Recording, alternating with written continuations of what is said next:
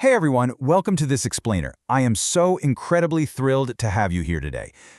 A lot of times when we talk about professional development, we jump straight into things like dressing for success or polishing up a resume. But before we even think about the clothes you wear to work, we really need to take an honest look at the reality of the world women are stepping into. It's a world built on some incredible hard-won triumphs, for sure, but it also still holds some very real systemic hurdles. So today, we're going to look at the undeniable facts and the history and figure out exactly how we can navigate this landscape with real power and agency.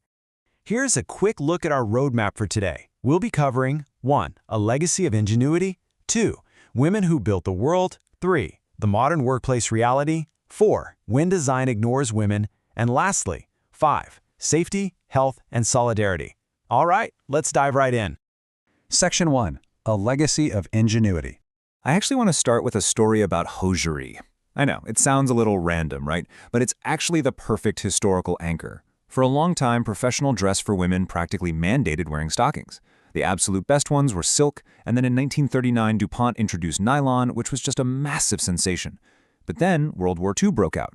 Suddenly, silk and nylon were strictly rationed for the war effort, diverted to make things like parachutes, ropes, and powder bags. Stockings literally vanished from store shelves. So what did women do? Well, they navigated these unchosen constraints by improvising. They started buying what was called liquid stockings, which was essentially just leg makeup painted on to mimic the look of hosiery.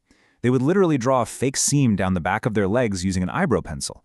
Department stores even set up leg makeup bars. The demand was so pent up that after the war, when nylon finally returned, actual nylon riots broke out. In Pittsburgh alone, 40,000 women lined up for just 13,000 pairs. It's a slightly funny story, but it perfectly illustrates a much larger point. Women have a really deep history of being incredibly resourceful. Section 2. Women who built the world. During the war, women weren't just making do with makeup. They were demonstrating undeniable competence on a massive scale. When millions of men went off to fight, women stepped up to run entire economies. We all know the icon of Rosie the Riveter, but she represented a huge reality.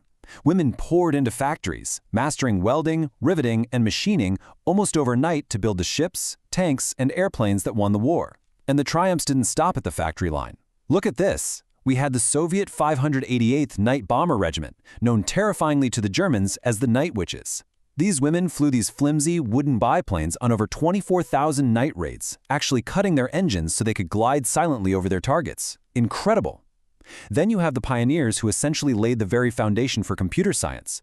Rear Admiral Grace Hopper built the first compiler, which allowed people to code in something resembling English. And the 6 ENIAC women programmed the first general-purpose electronic computer. And get this, they didn't do it by typing. They did it by physically rewiring 6,000 switches and heavy cables completely by hand. Over in the U.S. Army, we saw the incredible 6888th Central Postal Directory Battalion, widely known as the 6888. This was a unit of 855 mostly black women, led by Major Charity Adams. They were handed what seemed like an impossibly daunting task, a 2-year backlog of 17 million pieces of undelivered mail for the troops. Under their motto, no mail, low morale, they were told it would take 6 months to clear the backlog. They did it in 3. And in the UK, the Western Approaches Tactical Unit, or the WATU Wrens, consisted of 66 women. They used these complex war games to crack devastating German U-boat tactics. Just think about how incredible this is. These young women, some of them still teenagers, were effectively schooling senior naval admirals on exactly how to win the Battle of the Atlantic.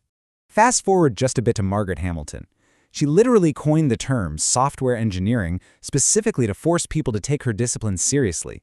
She led the team that wrote the code for the Apollo moon landings, and her priority alarm design is what actually saved Apollo 11 from aborting. Here's the really painful twist, though. Early on, programming was largely dismissed as just clerical women's work. It was viewed as low-glamour, painstakingly hard work. But as software grew powerful and lucrative, men moved in, and the women who helped invent the fields were gradually pushed out. Section 3. The modern workplace reality. Okay, so we've seen the undeniable capability of women in history. But now we have to validate the lived experiences of women today.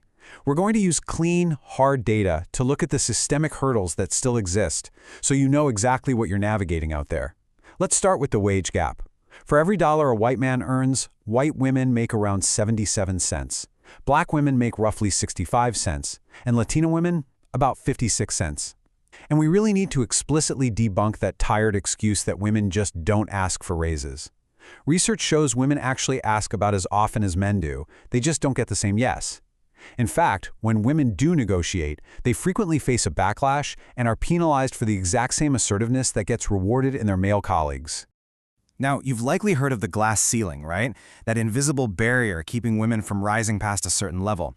But I want to give you some vocabulary for something a bit crueler, the glass cliff. This is when an organization finally hands a woman a top executive job, but it happens disproportionately during a crisis, when the company is already failing. She's basically set up on the edge of a cliff. And when things don't miraculously turn around, the failure is pinned right on her, which unfairly reinforces the myth that women can't lead. Then, there is the really stark double standard of parenthood. Statistically speaking, when a woman has a child, she faces what's called a motherhood penalty. Her wages fall and she's judged much more harshly by employers.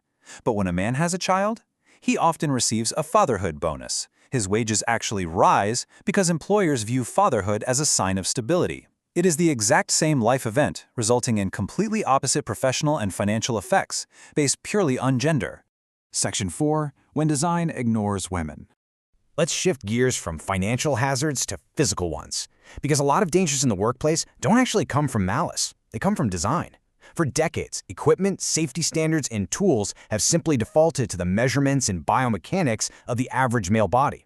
Just look at this staggering number. 80%. That is the percentage of female firefighters who report having to wear ill-fitting safety gear. Because turnout gear is designed for men, it leaves dangerous gaps at the neck, wrists, and ankles, which lets smoke and carcinogens seep in. And this isn't just an issue for firefighters. Ill-fitting equipment raises the injury risk for women across construction, trades, and healthcare. And that design gap, it even extends to the vehicles you drive to work. The standard crash test dummy is based on a 50th percentile male from the 1970s. The so-called female dummy is often just a scaled-down male that doesn't actually reflect female biomechanics at all. Because of this, in comparable vehicle crashes, women face a 73% higher risk of being seriously injured.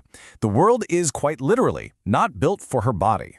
Section 5. Safety, Health, and Solidarity. We are entering our final section now, and I want to adopt a more serious tone here, because we absolutely must talk about the hard realities of workplace safety and health. But more importantly, we need to talk about how we can take agency and protect one another in systems that sometimes fail to do so. Homicide is consistently a leading cause of workplace death for women, and unlike men, women are far more likely to be killed by someone they know. We've seen incredibly tragic cases recently.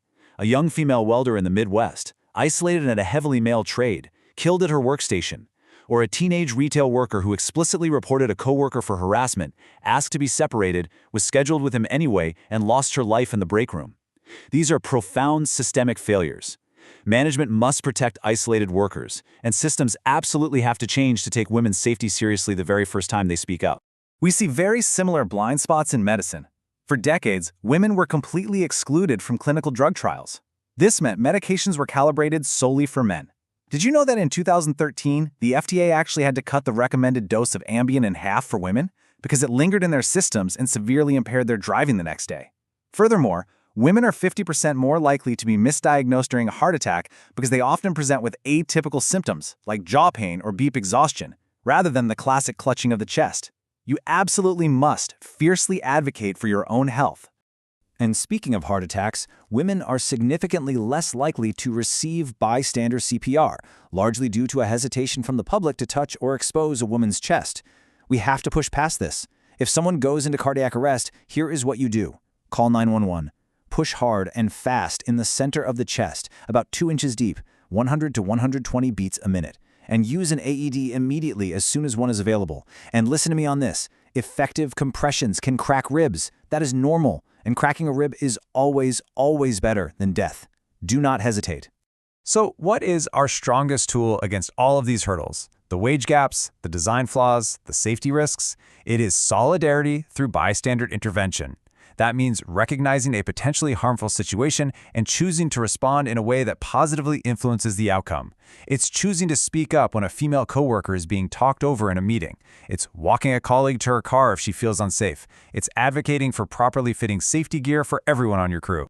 Ultimately, dressing for success and looking the part, that is entirely secondary. The women who came before us, the ones painting seams on their legs, cracking naval codes, and physically wiring the first computers, they changed the world through incredible resourcefulness and solidarity. You are stepping into a rich, deeply powerful legacy. You know the reality now, which means you have the agency to change it. So I leave you with this one question to think about. How will you show up for your colleagues today? Thank you so much for joining me in this explainer. Keep learning, keep advocating for yourselves and each other, and I'll see you next time.